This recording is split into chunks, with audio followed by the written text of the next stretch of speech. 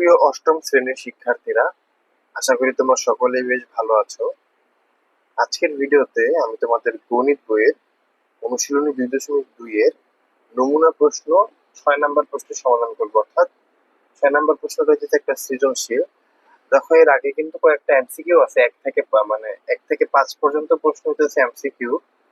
তো এই এমসিকিউ গুলোর সমাধান তোমরা নিজেরাই করবা। এই সমাধানগুলো আমি আর করলাম না, তোমরা চাইলে সেই সমাধানগুলোর উত্তর কমেন্টে দিতে পারো। তো আমরা সরাসরি 6 নম্বর এবং 7 নম্বরের দুইটা অঙ্কের সমাধান করব। তো আজকের ভিডিওতে মূলত 6 নম্বর অঙ্কের সমাধান করব। আর দেখো, 6 নম্বর প্রশ্নে কি আছে, যে উদ্দীপকে কি আছে, একই হার চক্রবৃদ্ধি মুনাফায় কোন মূলধন 1 বছর অন্তে চক্রবৃদ্ধি মূলধন 19,500 টাকা এবং 2 বছর অন্তে চক্রবৃদ্ধি মূলধন 20,280 টাকা হলো।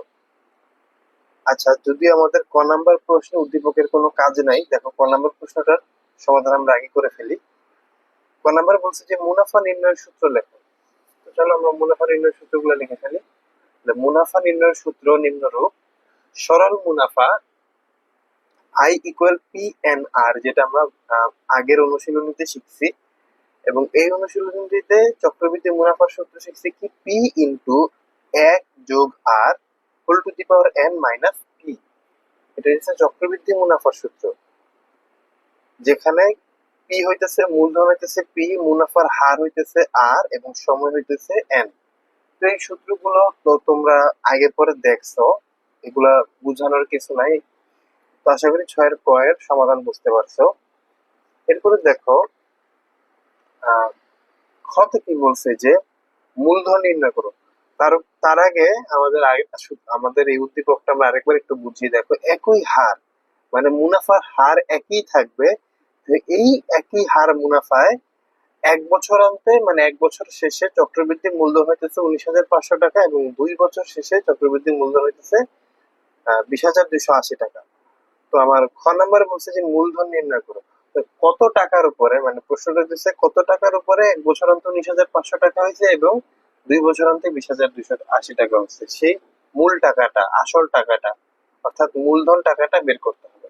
তো চলো এটার সমাধান আমরা করি।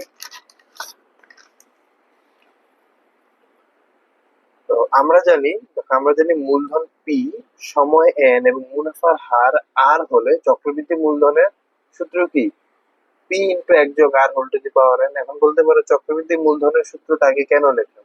প্রশ্নে কিন্তু দিয়েই দিচ্ছে যে চক্রবৃদ্ধি মূলধন, দেখো মানে এই যে টাকাগুলো, এগুলো কিন্তু কি চক্রবৃদ্ধি মূলধন হারে বাড়ছে। তো আমাদের চক্রবৃদ্ধি মূলধন সূত্র নিয়েই কাজ করতে হবে। তো চক্রবৃদ্ধি মূলধন P equal 1 + R whole to the power N.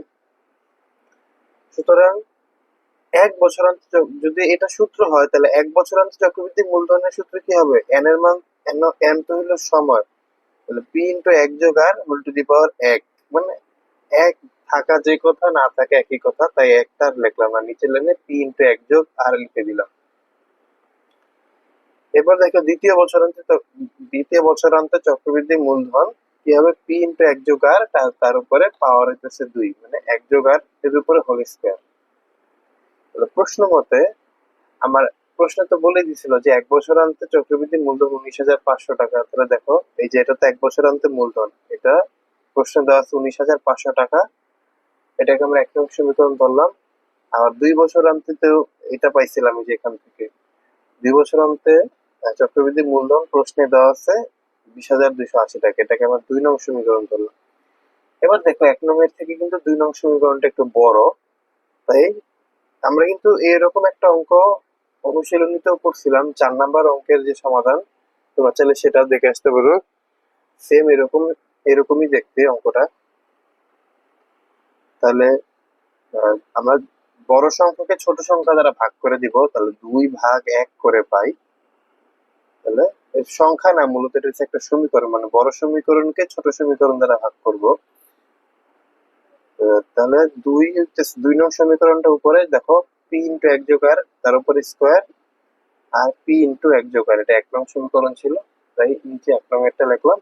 আর উপরে 20,280, যেটা 2 নং সমীকরণে ছিল, এবং নিচে হইতেছে 19,500, যেটা 1 নং সমীকরণে ছিল। তাহলে দেখো এই পি আর পি কাটাকাটি যায়, এবং এখানে দেখো 1 + আর দুইটা, স্কোয়ার মানে দুইটা আছে আর নিচে এক যোগ আর একটা, তাহলে কাটাকাটি গিয়ে আরো একটা থাকবে। এবং এইটাকে তোমরা যদি 20,280 কে যদি 780 দ্বারা ভাগ করো তাহলে হবে 26, আর 19,500 কে যদি 780 দ্বারা ভাগ করো তাহলে হবে 25। বা এইভাবেও চিন্তা করতে পারো যে আমি শূন্য শূন্য কেটে দিলাম, কেটে দেওয়ার পরে 2028 কে যদি তুমি 78 দ্বারা ভাগ করো তাহলে হবে 26, 1950 কে যদি তুমি 78 দ্বারা ভাগ করো তাহলে হবে 25। তাহলে আমরা 1 যোগ r এর মান পেলাম 26/25, যেটাকে আমরা 3 নং সমীকরণ ধরে নিলাম। এখন এই 1 যোগ r এর মান তুমি চাইলে 1 নং এ বসাইতে পারো, চাইলে 2 নং এ বসাইতে পারো। দেখো 2 নং সমীকরণটা একটু বড়, তাই আমরা বড় সমীকরণে না বসাই আমরা ছোট সমীকরণে বসাই, অর্থাৎ 1 নং সমীকরণে বসাই। তাহলে 1 নং সমীকরণে কি দেওয়া আছে, p ইন্টু 1 যোগ r সমান সমান 19,500। তাহলে আমরা এই 1 যোগ r এর জায়গায় 1 যোগ r এর এই মানটা বসাই। তাহলে 1 যোগ r এর মান 1 নং এ বসিয়ে পাই p ইন্টু 1 যোগ r ছিল, তো 1 যোগ r এর জায়গায় 26/25 ইকুয়াল 19,500 টাকা। তাহলে 25 এখানে দেখো ভাগ আকারে আছে, তাহলে পক্ষান্তরে এটা গুণ হয়ে গেল, তো p গুণ 26 থাকলো এখানে। আবার এখানে দেখো 26 গুণ আকারে আছে, সেটা পক্ষান্তরে এটা ভাগ হয়ে গেল। এখন এটা যদি তুমি সরাসরি ক্যালকুলেটরে উঠাও অথবা 19,500 কে 25 দ্বারা গুণ করার পরে যদি 26 দ্বারা ভাগ করো তাহলে কিন্তু 18,000। তাহলে 19,500 কে 25 দ্বারা গুণ করে যদি 26 দ্বারা ভাগ করো তাহলে কিন্তু এর মান হবে 18,750। অর্থাৎ আমার পি এর মান, অর্থাৎ মূলধন, পি মানেই তো মূলধন, তাহলে 18,750 টাকা। প্রশ্ন কিন্তু আমার এটাই চাইছে যে এই মূলধন নির্ণয় করো। এরপরে দেখো আমরা গ নাম্বার অঙ্কের সমাধান করব। গ নাম্বারে কি বলছে যে একই হারে উক্ত মূলধনের জন্য, মানে হার একই থাকবে, এখানে যে হারটা আমরা পাবো একই থাকবে, একই হারে উক্ত মূলধনের জন্য 3 বছর পর সরল মুনাফা ও চক্রবৃদ্ধি মুনাফার পার্থক্য নির্ণয় করো। এরকম একটা অঙ্ক আমরা অনুশীলনীতে করছিলাম, তাও দেখো আবার আমরা সমাধান করতেছি, একদম ইজি একটা অঙ্ক। তাহলে খ হতে পাই 1 যোগ r সমান সমান কি 26/25, সেটা আমরা খতে পাইছি। তাহলে আর থাকলো 1, এখানে যোগ আকারে আছে, এখানে বিয়োগ হয়ে গেল। এখন আমরা ভগ্নাংশ লসাগু, ভগ্নাংশের বিয়োগ করি। 1 এর নিচে 1 আছে মনে মনে, 1 আর 1 25, আর 1 এর লসাগু 25। 25 কে 25 দ্বারা ভাগ করলে হবে 1, 1 এর সাথে 26 গুণ করলে হবে 26, বিয়োগ আছে বিয়োগ দিলাম। 25 কে 1 দ্বারা ভাগ করলে হবে 25, 25 এর সাথে 1 গুণ করলে হবে 25, তাহলে 26 বিয়োগ 25 উপরে। তাহলে আর এর মান কত, 26 থেকে 25 বিয়োগ করলে হবে 1, আর নিচে থাকলো 25, তাহলে 1/25। 1/25 যদি আমরা ক্যালকুলেটরে বসাই তাহলে 0.04 হবে। অর্থাৎ মুনাফার হার হইতেছে 0.04 এবং মূলধন হইতেছে 18,750 টাকা, যেটা আমরা খতেই পাইছি, যে আমরা খতে পাইছিলাম 18,750 টাকা। এবং সময় n = 3 বছর, যেটা প্রশ্নে দেওয়া আছে।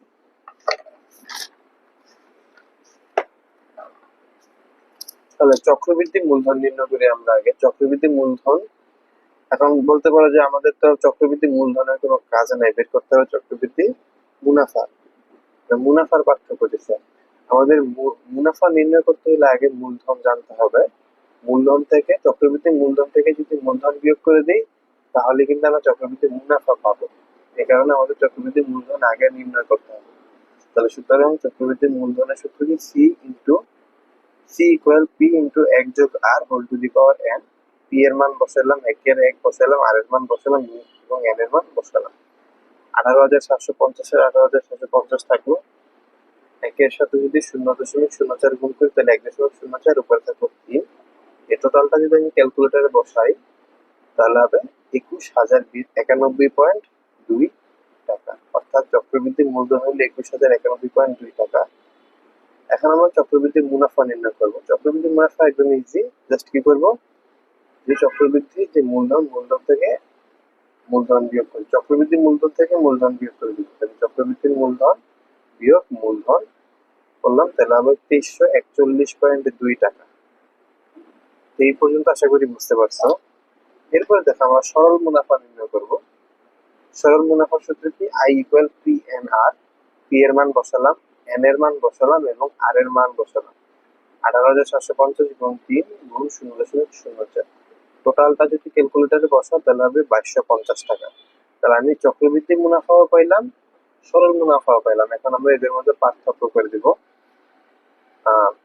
তাহলে সুতরাং চক্রবৃদ্ধি মুনাফা ও সরল মুনাফার পার্থক্য কি? যেটা বড় সংখ্যা সেটা আগে, ছোট সংখ্যাটা পিছনে। 341.2 বিয়োগ 2250 বিয়োগ করলে হবে 91.2 টাকা। তো এটা হচ্ছে 6 নাম্বার প্রশ্নের গ নাম্বার সমাধান। তো আশা করি তোমরা এই সৃজনশীলটা সবাই বুঝতে পারছো।